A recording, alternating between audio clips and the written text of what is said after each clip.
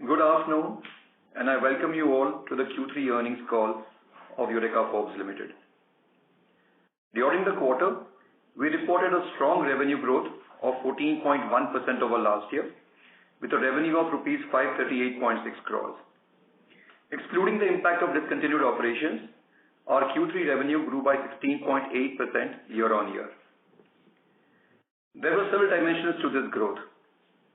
Growth was broad-based across all the three product categories of water, vacuum cleaners and air, and also across the service business.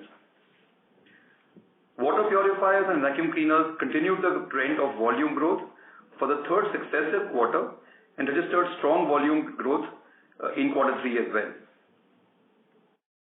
Within these categories in water purifier, we saw good growth in both our economy and our value-added segments. In vacuum cleaners, our robotics range primarily drove the growth, along with a range of upright vacuum cleaners. We have an omni-channel presence, and the quarter's growth was reflected across all our channels. Within them, modern trade and e-commerce registered the strongest growth. Lastly, our revenues are beginning to reflect the impact of the innovation pipeline that we are building. I will speak more about that in just a bit.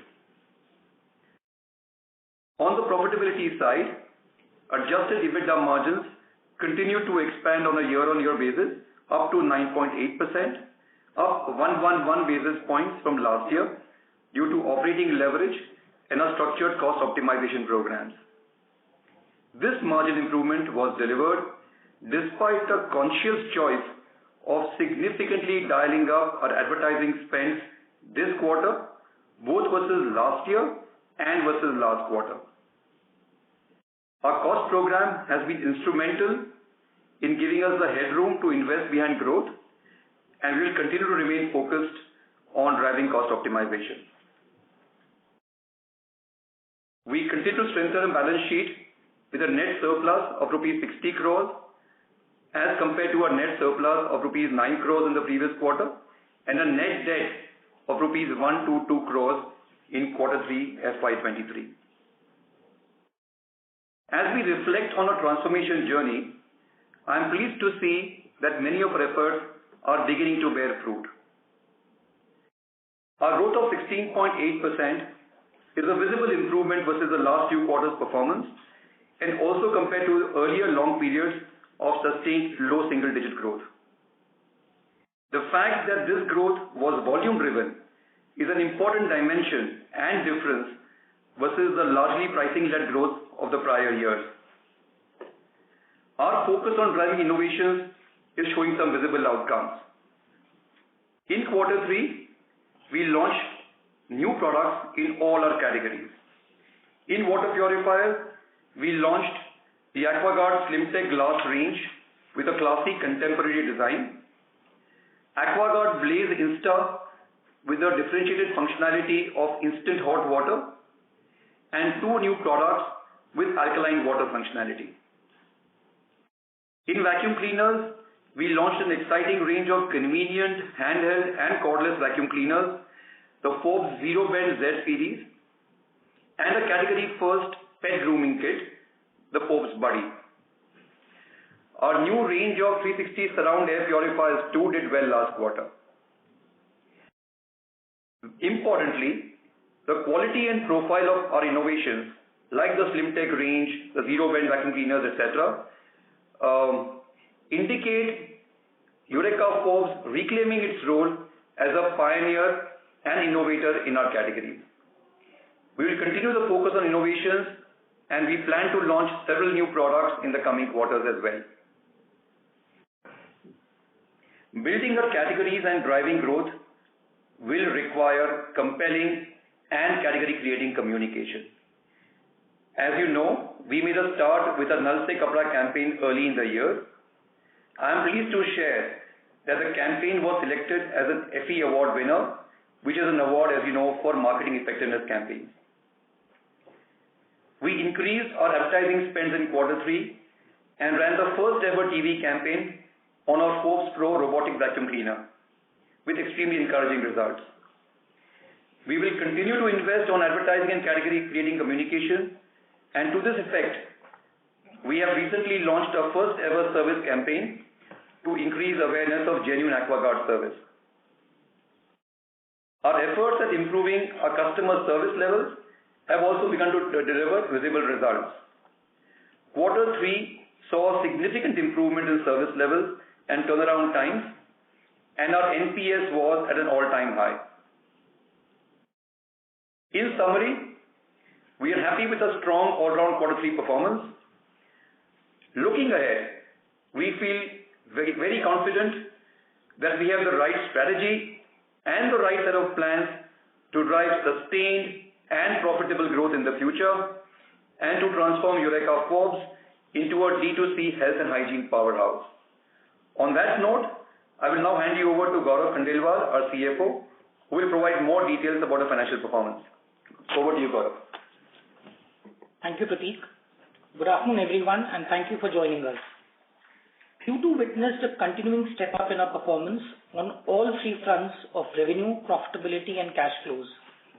Our revenue at rupees 538.6 crores grew by 14.1% on a year-on-year basis. Adjusted for discontinued businesses, our revenues grew 16.8%. More importantly, this growth was broad-based across categories and channels and intrinsically driven by volumes. Gross margins were flat at 58.9% versus previous years, and we expect these to remain range-bound. Our diverse portfolio, a service revenue stream, and an ongoing cost program gives us the levers to drive gross margins. Our continued focus on cost initiatives ensured that our employee cost and service charges were largely flat versus previous year. Q3 employee costs include a non-cash ESOP charge of rupees 10.7 crores, and we expect these ESOP charges to remain at these levels in the coming quarters. Our key agenda is to drive profitable growth, and towards this end, this quarter witnessed increased advertisement spends to support our launches and innovations. Year-on-year increase of rupees 21.7 crore in other expenses line is largely attributable to increase in advertisement and sales promotion spends. Our efficiency initiatives in various cost lines have given us the headroom to invest more for growth. It is important to call out that a year-on-year EBITDA margin improvement of 111 basis points is after a significant 310 basis point increase in our advertisement and sales promotion spends. Also, when we see a quarter-on-quarter EBITDA margin movement, there is an increase of 150 basis points in advertisement and sales promotion spends. We believe that there are more efficiencies that can be extracted to drive growth investments and profitability. Strong cash flow generation continued in quarter 3. From 122 crore debt in December 22, we moved to a surplus of 9 crores in September 23 and were at 60 crores in December 23, leading to a 60% lower finance charge year-on-year. The combined effect of the above has led to an adjusted EBITDA growth of 28.6%, an adjusted PBT growth of 45.6%, and a PAT increase of 131.3% on a year-on-year basis. In summary, all three financial metrics of top line, bottom line, and cash flows show an improving trajectory. We continue to remain focused on executing the transformation agenda to drive sustained profitable growth going ahead. Thank you. Thank you. We will now begin the question and answer session. Anyone who wishes to ask a question may press star and 1 on their touchtone telephone. If you wish to withdraw yourself from the question queue, you may press star and 2. Participants are requested to use handsets while asking a question. Ladies and gentlemen, we will now wait for a moment while the question queue assembles.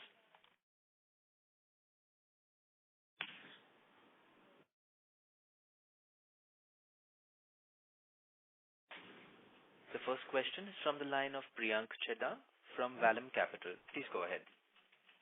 Hi. So my question is on if you can help on some data point on the service income.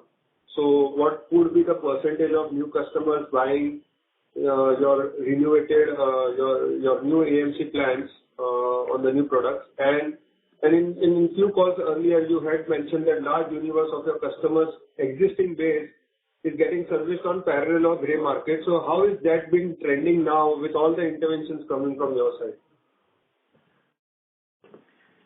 Thank you for your question, Priyank. Let me begin by first talking about our service business and the performance we delivered in Q3 in service. I think we were encouraged to see a robust value growth in our service business, but equally also a very encouraging volume growth in the number of AMCs that we sold. Within this, one small nuance that I want to call out also is the fact that our web-based AMCs saw a significant increase versus both last year and versus last quarter. Like you rightly mentioned, there is a large segment of unorganized service play wherein the parallel market provides service to a customer. It is precisely to talk to this customer base that we've launched an advertising campaign which calls out the benefits of AquaGuard genuine service. We've also launched a new filters which look different, which are in a grey packaging and grey sort of body, and they also have a QR code which allow for authentication by customers, and which we are calling out very, very clearly in our communication. Our segmented AMC that we had launched last year is also helping in driving both volume growth and the expansion of the franchise of the customers that we service with our genuine service. So overall, I believe we've got a strong set of plans in motion that we believe will help us grow our service business sustainably and will help us address this large market, like you said, of parallel operators. So just to clarify, the volume growth in the services, so the number of AMCs sold as a percentage would be much higher than what the new products are getting sold. I hope the reading is correct. No, Priya, I did not comment about one as compared to the other. My comment was, and which I also called out in my opening remarks, that we saw good growth in both the product business and in the service business. And in the service business specifically, like I said, we saw both value growth and a growth in the number of units of AMC sold, in other words, volume growth. And we also saw an increase in the online element within that of service sales. I hope that clarifies. Got it. And in the continuation of this service portion going up as we progress, how should we view gross margins in the long term? And this is kind of a contrasting to your guidance of in the CFO remarks I heard.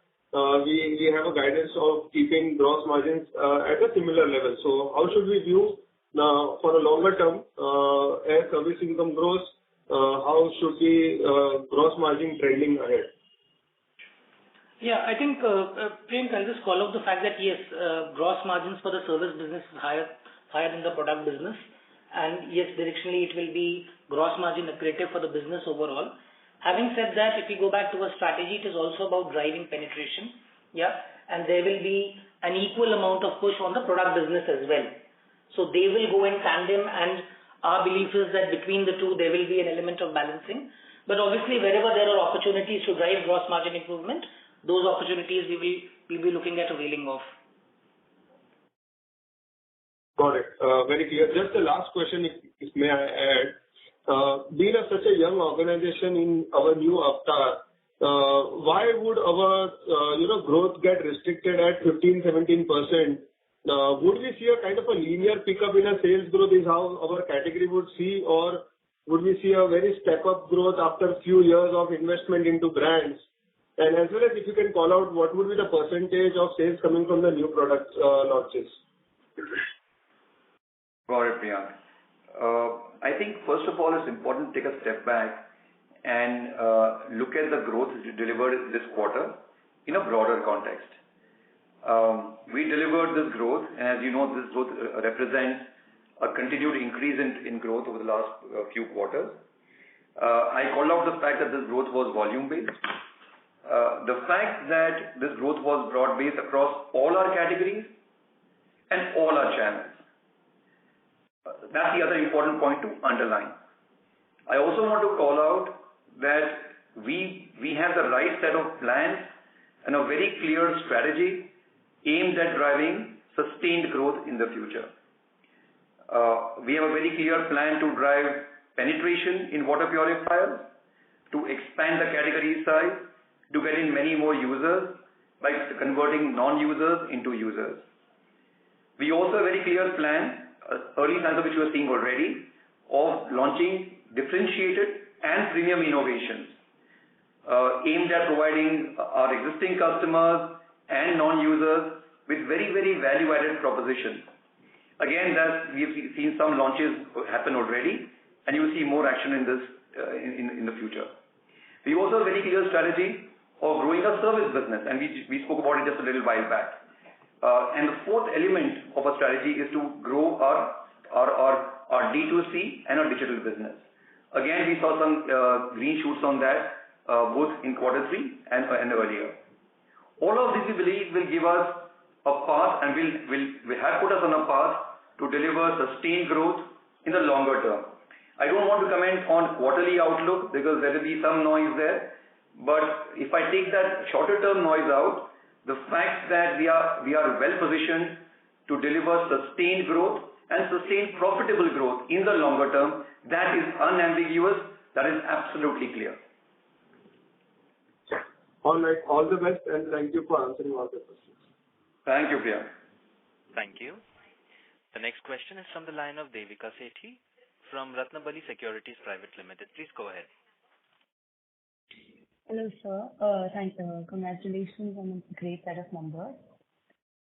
So, sir, I wanted to understand what kind of seasonality do we experience in our products and why? Thank you, Devika. Thank you for your compliments. On your question, there is a seasonality that we see certainly in the water business, wherein typically our Q2 ends up being a bigger quarter because it's accompanied by monsoons, and there is a very clear effort both from consumers and from people like us to drive categories, and there is a heightened concern about people falling ill. So Q2 typically you end up seeing some spike. Our attempt has been to, even as we drive this seasonality and make sure we grow and we gain share, we also want to grow the shoulder quarters. And therefore our innovations, our initiatives in Q3, as you saw, were significantly more than what we delivered in Q2. So if we look at the last 3 quarters and our journey, our first attempt, and if I go even earlier back to last year, our first attempt and first set of initiatives were aimed at building capability and laying the foundation, getting the team right, building the right set of plans. In stage 2, we created elbow room for ourselves by driving improved profitability, elbow room to invest, elbow room to drive growth. And in Q3, you have now begun to see the impact of innovations come by. Impact of innovations, impact of more sustained and more aggressive advertising support, and that led to the growth that you have seen this quarter. So while there is seasonality, which we will ride on and we will build on, but we also intend to grow the other adjacent quarters and the shoulders. Okay, thank you for the detailed answer. My next question is, we make commercial water purifiers and even vacuum cleaners, say for institutions, schools, etc.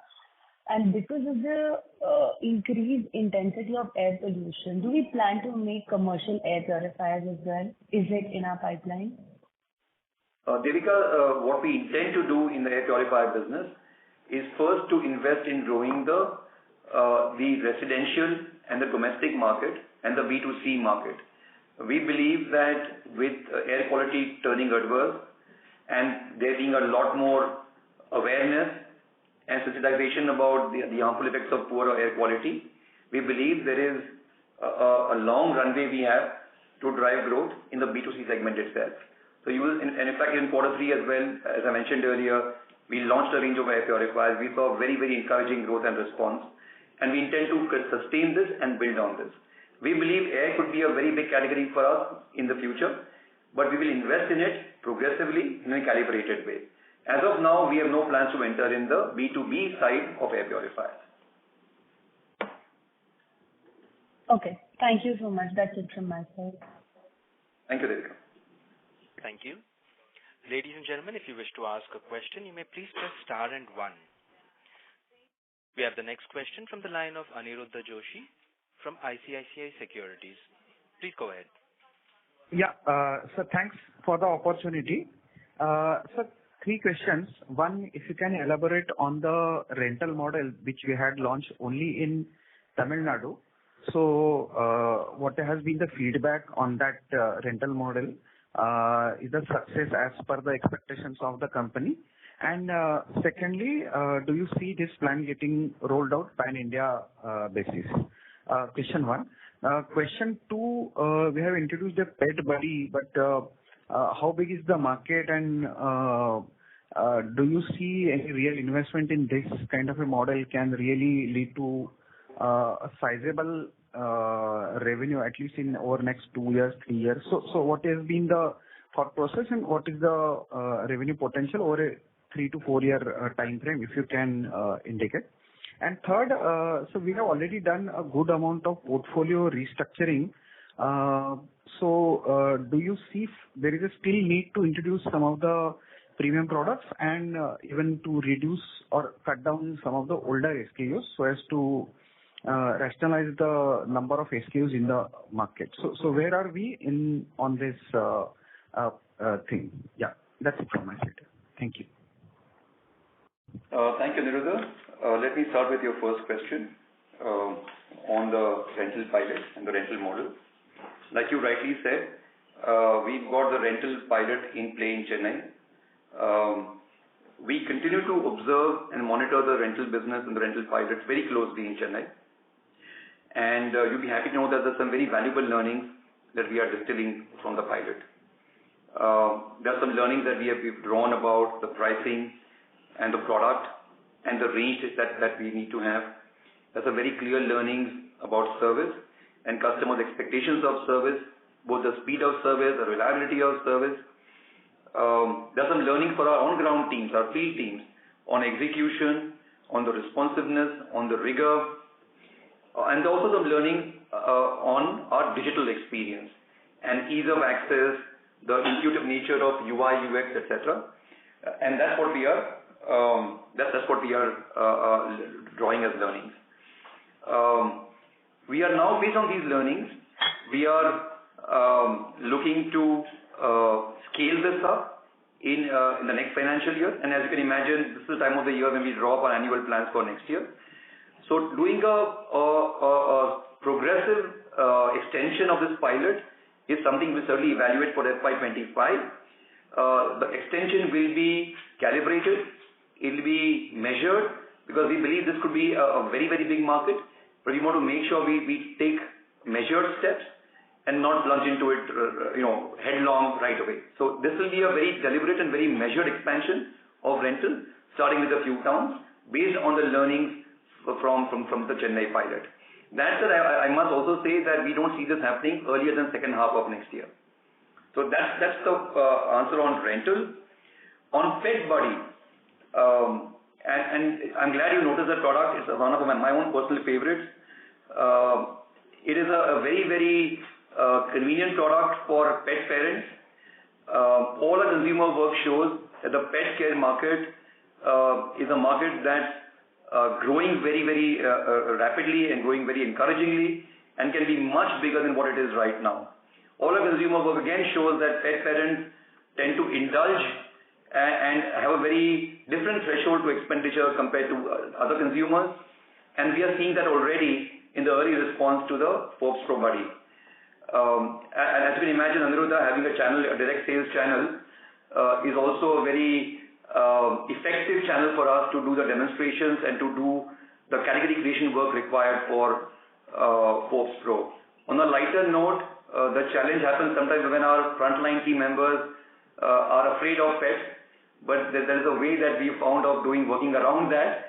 But the learning has been very encouraging, and this could be a big product for us in the future.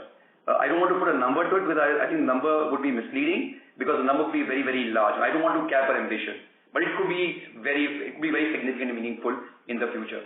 And again, going forward, this will not remain a one-off product. We will certainly evaluate based on the early learnings on how we can expand this and create a larger range around pet care. On your third question about portfolio restructuring, You're right in your observation that we have done some work already in restructuring and optimizing a portfolio. What we intend to do in the future is, and I called it out in my earlier remarks as well, is 2 or 3 things. First one is we intend to stay focused on driving penetration in the category, and that may require us to create the right products for different consumer segments and different non-users. So that's the first thing. The second area where we'll remain focused is on driving innovations, driving differentiated innovations, and driving premium innovations and value-added innovations. That will require us to add some products in a portfolio. And again, going back to what you asked, the expansion and the innovations will happen at both ends of the spectrum. You will see innovations coming at the value end, but you'll also see some very exciting and very significant innovations coming at the super premium end and the premium end. And that will play out over the next few quarters progressively. As we launch these new products, you can be sure that we'll remain focused on looking at opportunities for rationalization and culling products that do not belong in the future. So we'll try and stay lean, try and stay optimized on a portfolio, but we will be investing in creating new propositions and driving innovations at both ends of the spectrum. Okay, sure, sir. Sure, understood. So just last one question. Now we have seen in case of air purifier, the market is shifting in other way also. For example, there are air conditioners which offer some sort of air purification also, or even there are companies who have introduced ceiling fans with the benefit of even air purifier also. So will we contemplate launching such products, or how do you see the in a way air purifier per se market getting impacted by such products? So what will be the strategy of Eureka in this regard? No, that's such a good question, Aniruddha. And you're absolutely right that there are people attempting to enter this category and address this opportunity from different vantage points. And that's absolutely outstanding news, because the more people enter this category, the more news they create, the more will be the visibility of this category and more will be the awareness creation. This category is so small now, Aniruddha, so microscopically small that any attempt to grow this category can only be accretive, can only be growth enabling. So as of now, our focus remains on the consumer, and we believe that we have the right strategy and the right plan to incubate and grow this category. That said, we will remain open. We remain consumer focused and consumer centric. If the consumer wants us to do something different, we'll of course remain open to it. But the category is so small right now that there is enough and more that all of us can do to just work together and grow this category. Also, just one more point onto this one, just to conclude that point. Remember, our service business ends up being an important dimension, an important force multiplier for us, because in many ways, air purifiers are analogous to water purifiers and require service, require filter changes. And again, our strength in service will help us wield that and grow the category and grow the range much more effectively. Okay, sure, sir. Understood. Very helpful. Many thanks. Thank you, Aniruddha. Thank you for the questions. Thank you. The next question is from the line of Siddhartha Bera from Nomura. Please go ahead. Yeah, hi sir. Thanks for the opportunity. So first question is on this growth side. So is it possible to sort of indicate, so we have done this affordable launches in the past to expand the market. So, I mean, how much percentage of our revenues will be coming from the affordable products in the water purifier category? If you can share some number, that would be really helpful to track the progress. Thank you, Siddharth. Thank you for that question.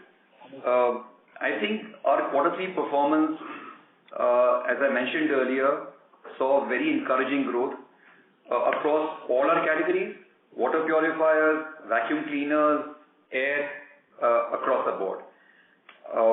In water purifiers, our growth was driven not just by the value segment and not just by the economy products, but we also saw strong growth coming from the mid-price segment and the premium segment. As you also saw, in quarter 3, we launched a number of innovations, and all of these were in the premium price points, be it the AquaGuard Slim Tech range or indeed the Blaze Insta Hot product.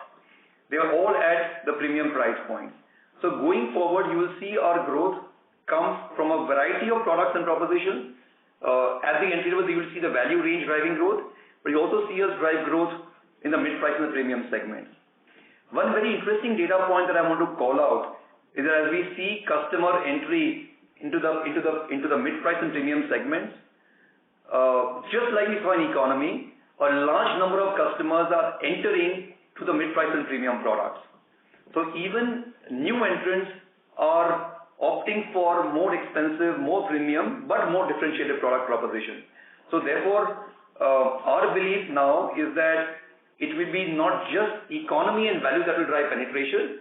It will also drive penetration to the complete stack and the complete range of purifiers, provided they deliver to a customer proposition and customer relevant proposition meaningfully. Got it, sir. In terms of slightly more color on the growth, will it be possible to indicate generally the growth will be led by the urban regions, or how is the rural salience, or which will be your focus area in the near term, and whether this growth number can have further upside if you sort of penetrate more into a particular category? So some thoughts there. And secondly, sir, on the margin side, I mean, you talked about multiple catalysts more remaining for further improvement. So some color, which will be these areas which can sort of support further improvement from current level? Siddharth, I'm sorry, I didn't get your second question. You repeat the second question, please? Sir, on the margin side, so what will be the further catalysts for improvement? Yeah. Got it. Sorry, I didn't hear that. Sure. So let me answer your earlier question first, and then I request Gaurav to chip in on the margin improvement point. I think one additional element of a growth in quarter 3, apart from the growth being cross-category, cross-channel, was the fact that we saw strong growth in both metros, non-metros, and the smaller towns. We saw growth come from modern trade, which obviously, as you imagine, is more in larger towns. We saw growth come from general trade, which goes down the cost strata. We saw growth coming from a direct channel, both in the metros, in the and smaller towns. And we saw very strong growth come from e-commerce. And e-commerce, as we spoke to our partners and we saw the data, the e-commerce growth was across the cost strata, small towns, large towns, and metros. I would say that our contribution of pure play rural is still small, but you can be sure that in our plans, we intend to build a much larger rural portfolio going forward. The good news is that pipe water availability, power availability in small towns and in rural is becoming meaningful now, and this we believe offers us a runway for growth in the future. Gaurav? Yes, I think there are multiple levers available as far as margins is concerned. Let me break this into smaller parts. I think one, on the cost side, I think some of the areas where we see very clear line of sight is around COGS. I think an outcome of a volume growth in a business is that it gives you better leverage in negotiating better prices. So COGS is one area that we've identified as a big opportunity. The second is that when we look at some of our spend lines, e.g., our IT spends, our freight and logistics spends, and when we benchmark it to other companies, we clearly see a headroom of driving efficiencies. So I think cost is one area where we believe that there is still adequate opportunities to be extracted. The second is around product mix, and I think one interesting thing that we've seen is that the new users who are coming in are not just in the economy segment; they are also coming in the mid and premium segment. So we have a portfolio opportunity within our product business in terms of economy, mid and premium. So that mix is a driver for us in terms of margins. And the third is, of course, our service business. So it's a combination of cost, it's a combination of our product portfolio, and it's a combination of our product versus service business. I think the best manifestation of this is the fact that when you look at a year-on-year margin improvement of 111 basis points, this has come after a conscious investment in advertisement and promotions of 310 basis points. So after having invested this more, we are still able to drive a year-on-year improvement. Even if you look at the sequential margins, in a quarter which was non-seasonal, the sequence and for a business with high gross margin, the EBITDA margin was down only by 64 basis points. And this is after investing 150 basis points more on advertisement and sales promotion. So from our perspective, I think we see there being multiple levers to drive margin. And from our perspective, we don't see any of these to be a one-time exercise. These are levers which are going to be deployed on an ongoing basis to drive profitable growth. Thanks, sir. Thanks for the opportunity. I'll come back in the call. Thank you, Siddharth. Thank you. To ask a question, ladies and gentlemen, you may please press star and 1. We have the next question from the line of Abhijit Akella from Kotak Securities. Please go ahead. Yeah, good afternoon. Thanks for taking my questions. First, just on the volume growth, while I understand that most of the revenue growth this quarter was driven by volumes, if possible, would it be possible to share some sense of how much in quantity terms the volume growth exactly was for this quarter, and particularly in the water purifier category? Thank you for your questions, Abhijit, or rather for your question. Like you mentioned, our growth in quarter 3 was strong, and as we had called out, it was driven on the back of very encouraging volume growth. The encouraging part was that this growth was across all our categories: water, vacuum cleaners, air, and within water, we saw growth across all segments of water purifiers: economy, mid-price, and premium. We also saw strong growth in the RO range of purifiers and the UV range of purifiers. We saw growth in all the regions, and we saw growth across all our channels. So this was very, very broad-based and very robust. As you know, we don't give numbers, but I can say without any doubt that our growth and our volume growth in water purifiers was strong double digits. Understood. No, thank you. That's helpful. And then on the advertising and promotional spending, is there a rough target we have in mind for this year and maybe next year as well in terms of, say, the absolute amount or percentage of sales? And in that context, can we continue to expect sustained increase in EBITDA margins over the next couple of years, maybe touching 12 or 13% in the next couple of years? Let me begin by giving you the answer, and then I'll request GK to Gaurav to add and build on my answer. I think first of all, I want to call out the point about EBITDA, the second part of your question, that we had called out in our earlier communication that our journey of margin improvement and our EBITDA will take us to a space somewhere between the durables benchmark and where maybe some competition could be right now. So between 8, 9, 10% to 18, 19, 20%. We will not be at either bookends. We intend to firmly travel on this continuum forward. So that's number one. Number two, even as we invest in advertising, and we will need to invest in advertising to drive category growth, to drive volumes, and to drive revenue, to drive our innovations that we are launching. Even as we do that, we believe we have the right levers and the elbow room to extract efficiency from other cost lines, remove and shed inefficiency, and make sure that we drive investments in communication in a way that's sustainable and that helps us drive profitability and margin improvement. Gaurav? Yeah, and I think just to build on it, just a couple of points, Vijit. I think one, we shouldn't see advertisement spends, as a plus to our expense line, because this will be done in conjunction with efficiencies in other lines, keeping that in mind, keeping in mind the requirement of growth, and keeping in mind profitability considerations.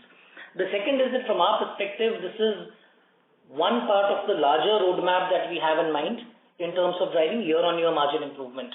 So we're very clear that, we not wanting to be at either of the two bookends that Prateek spoke about, would require a year-on-year margin improvement, and we have a roadmap around that. Got it. Thank you so much. And just one last thing, if I may, is on the improvement in service metrics. Pratik, you spoke at the beginning about improvement in service levels and turnaround times and NPS as well, I believe. So, any sort of metrics you could share around that, that would be great. Thank you so much.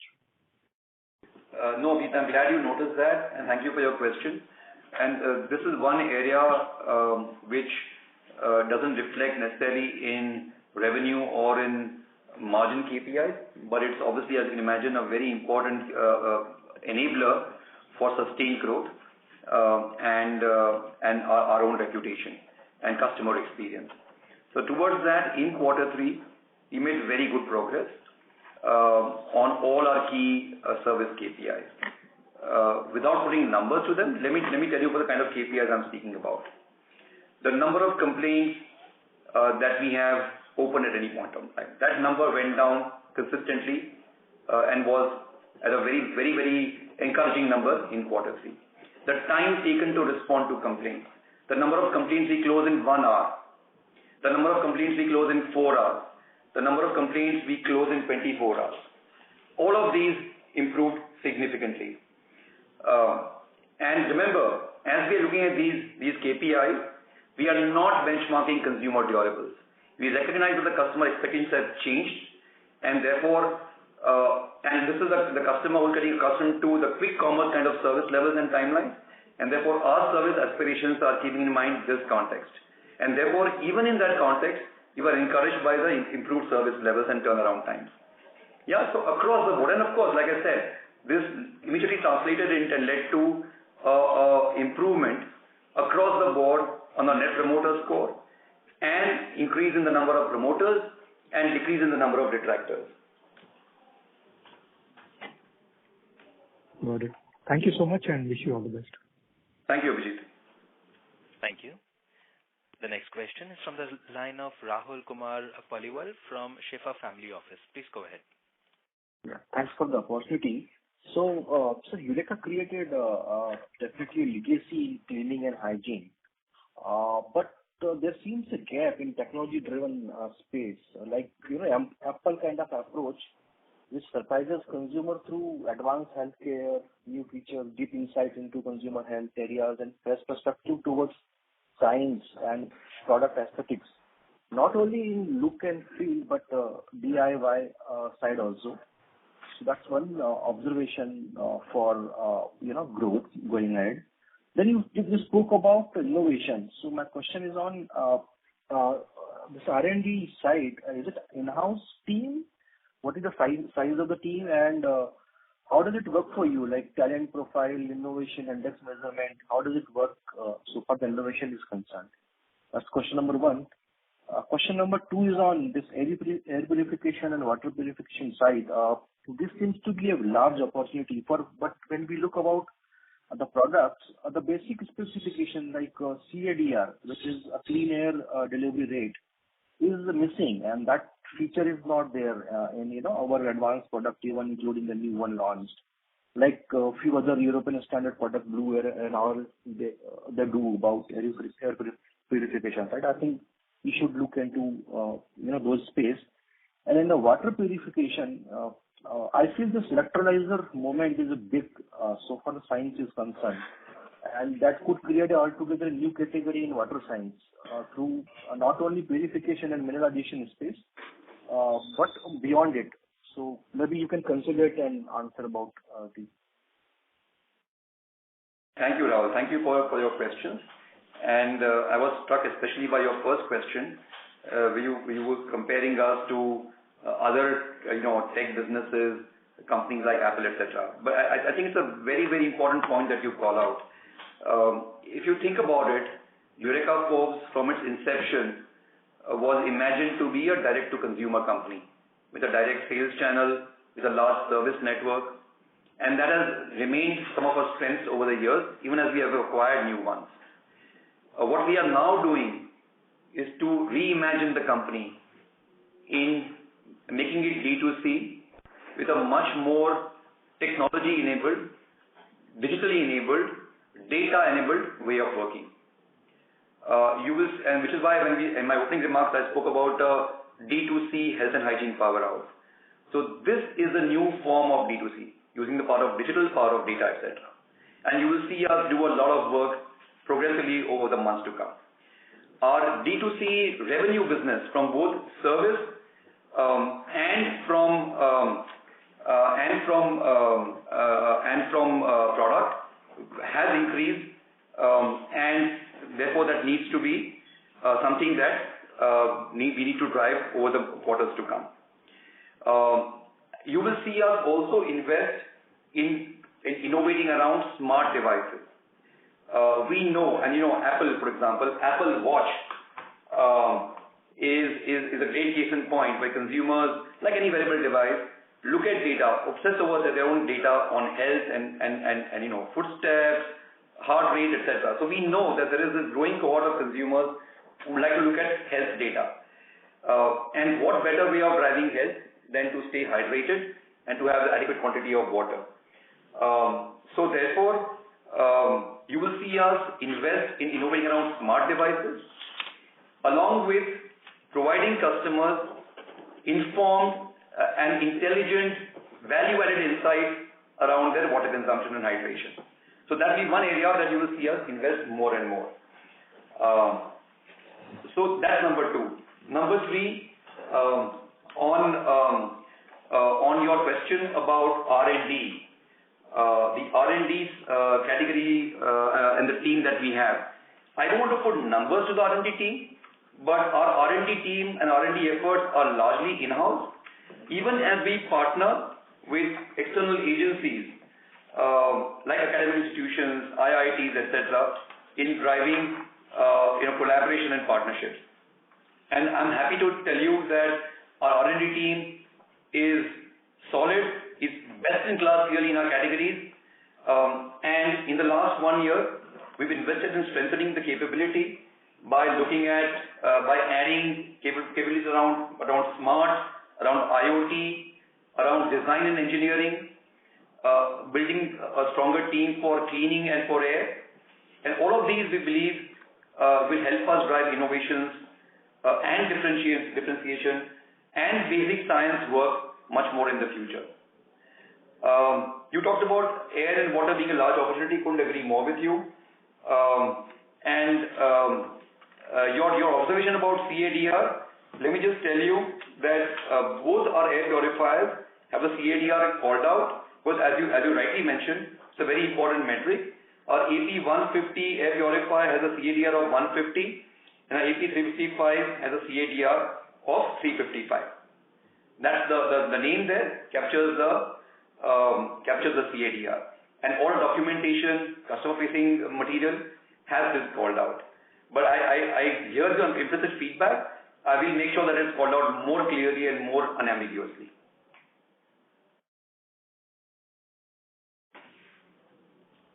Thanks. And about electrolyzer moment in science, like we are getting into a time when the giga factories have been established in electrolyzers.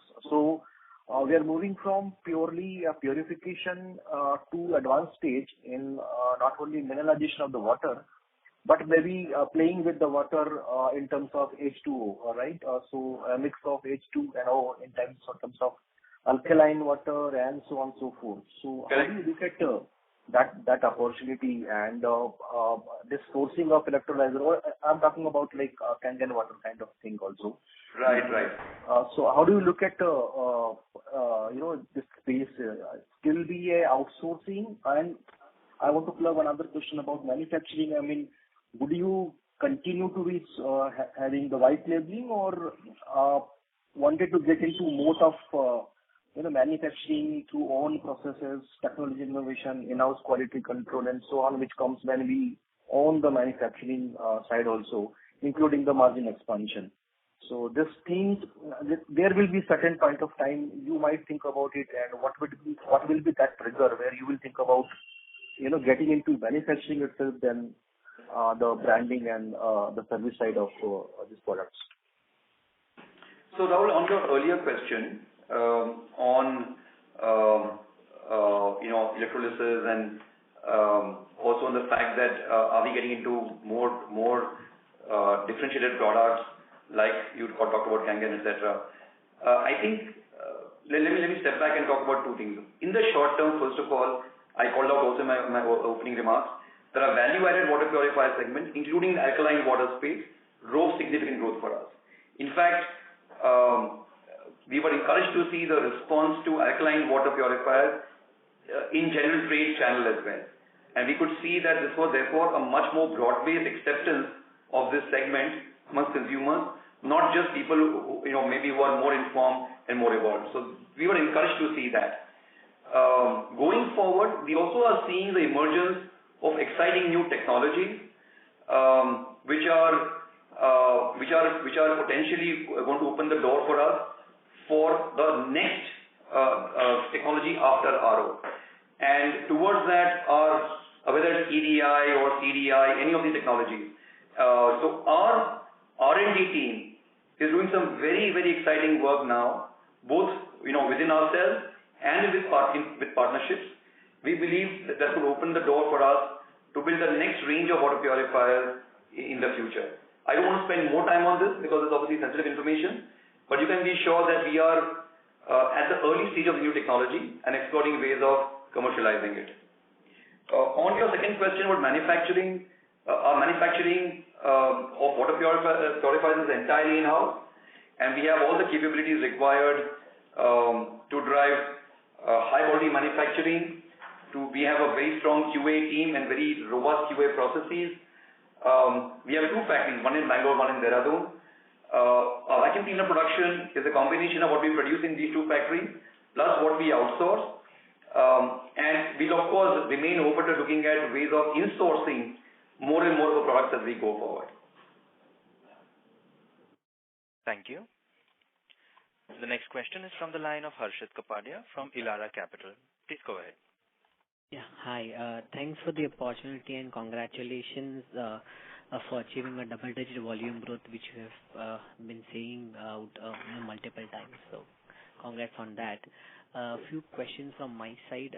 Since we have seen a double-digit volume growth, what has been the market share gains for Eureka Forbes in the water purifier and vacuum cleaner category?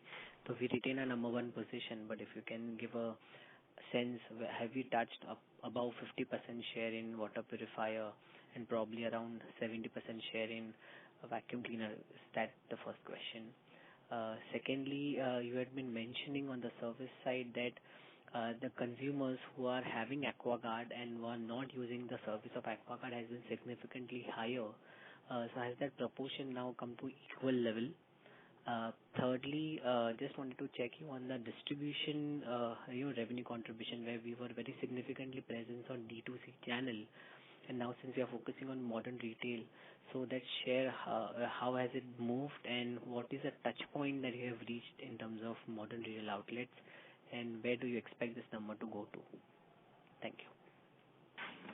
Thank you for your questions, Harshil, and thank you for your wishes. On your first question, I'm happy to report and share with you that we have gained market share unambiguously in both water purifiers and in vacuum cleaners. In water purifiers, we were pleased to see a very strong gain in our modern trade channel, and we were pleased to see a gain across different chains, different geographies, different segments. This market share gain was both volume and value. As you know, we don't share market share in absolute numbers, and in any case, the market share is reported only for retail by GfK, the third-party audit, and therefore that's something we believe which does not represent and capture the entirety of market share. But both in retail and in its entirety, our market share gain was robust. And like I said, it was both in EWPs, in water purifiers, and in vacuum cleaners.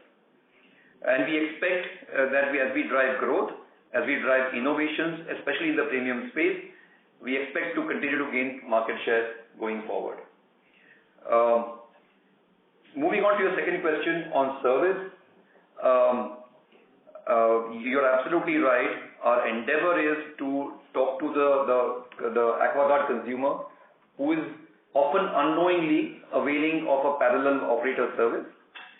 And the attempt that we've been making is to drive awareness, drive ease of access, drive ease of authentication to convert a large part of this parallel market into the organized AquaGuard space. And like I said, we are pleased with the progress we made in Q3 with both volume and value growth coming away in service. But this will be a long journey.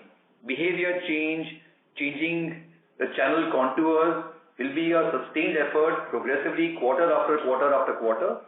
And I think it would be facile to expect some meaningful change only in one quarter. But you can be sure that we will stay resolute, we will stay focused, and we will we already have and we will continue to have a strong set of plans aimed at converting a growing share of this market into the organized AquaGuard space. On your third question of D2C versus modern trade, actually there is no versus. We believe there is space for both a direct channel to grow, our online D2C segment and channel to grow, and of course modern trade to grow. Indeed, as we've demonstrated in Q3, we've had encouraging growth in our direct channel. And one interesting thing, one element of direct channel growth was our robust delivery of growth through premium vacuum cleaners, especially robotics. And products like robotics respond very well to demonstrations. Robotics, upright vacuum cleaners respond really well to demonstrations. And indeed, we delivered that and we saw that in Q3 as well. We also saw a strong growth in modern trade, as I said earlier. And given where we are, I don't think it will be an either or. We intend to grow all these channels, modern trade, our direct channels, and indeed our online D2C channels. I hope that answers your question. Yeah, thank you, sir. Thank you. Just one final question to GK. Your capex number was at 60 crores for FY24 and 25. Is that the number which you still retain, or is there any change there? No, I think like all areas of spend, capex is also an area where we've looked at opportunities of efficiencies that are there. I think 2 or 3 things. We do expect our capex to be higher than our previous levels of 17-18 crores. We expect this year to be more in the range of 40 to 45 crores. And hence we would be spending lower than what we thought. It's largely being driven by a choice of moving our digital development in-house. We've made significant investment in our digital teams, and we believe that we have the right capability to kind of build whatever products that we want to build. And hence that's a conscious model choice that we've made without impacting any of the outcomes. The second point I want to call out is the fact that our capex on innovations and building a pipeline which goes beyond the coming year as well, that is something which continues. And the manifestation of that has been some of the recent innovations that you've seen. And going ahead also, you will keep on seeing innovations coming out. Fair enough. And this last question on premiumization, as Sir spoke about. So is it possible to share some sense on what percentage of your product portfolio is premiumized in water purifier and in vacuum cleaner? So actually, it will be hard to share numbers on the mix of the premium products. But like I said, we saw growth in both the value end of the spectrum, the mid-priced products, as also the premium segment. Our innovations, as you have seen, have been, at least in Q3, have been much more in the premium space. But as we go forward, we will have innovations and we'll have a strong set of products spanning the entire continuum, the entire spectrum.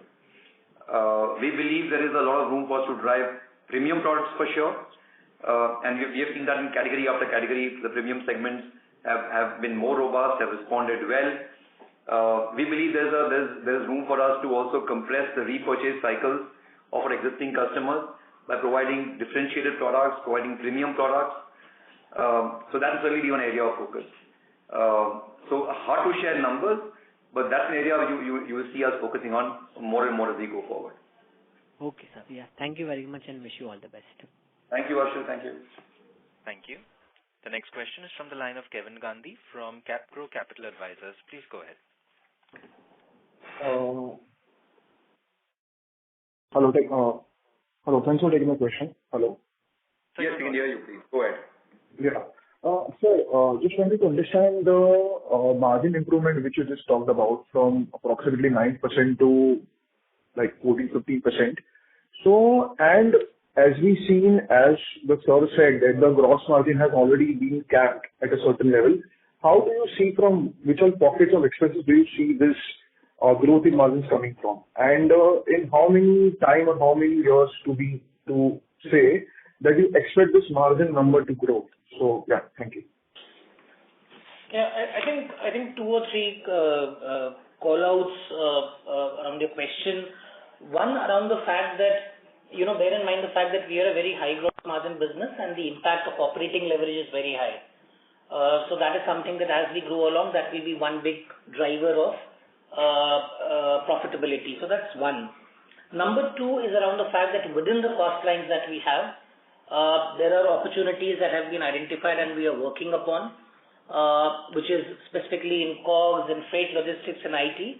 And there we believe there is significant headroom for margin improvement.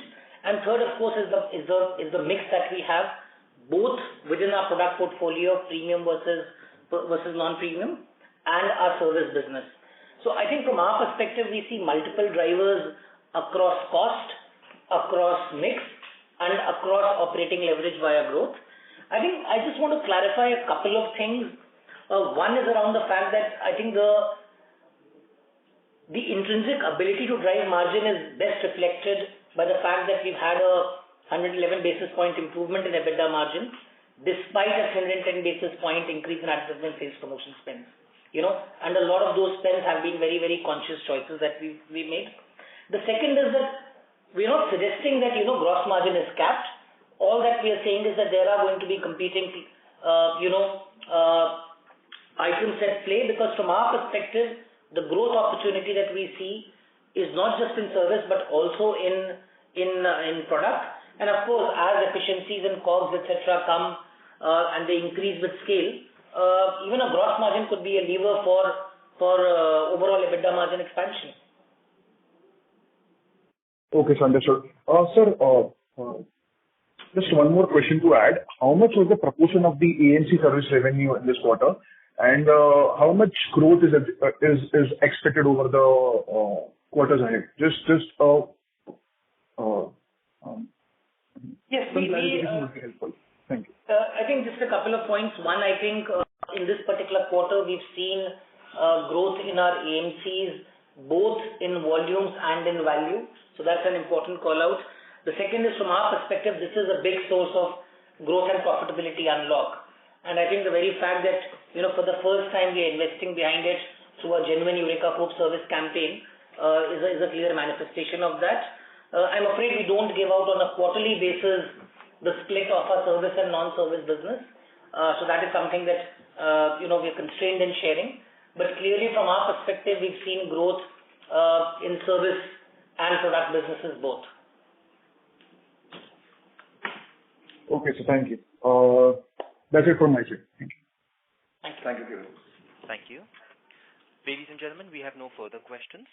I would now like to hand the conference over to Mr. Pratik Pota for closing comments. Over to you, sir. Thank you. Thank you, everyone, for your questions and for your interest in Eureka Forbes. I hope we've been able to address the questions to your satisfaction. In case there are any follow-up queries, please feel free to reach out to our investor relations team, and we'll be happy to circle back with you. Thank you so much, and have a good day. Thank you. On behalf of Eureka Forbes, that concludes this conference. Thank you all for joining us. You may now disconnect your lines.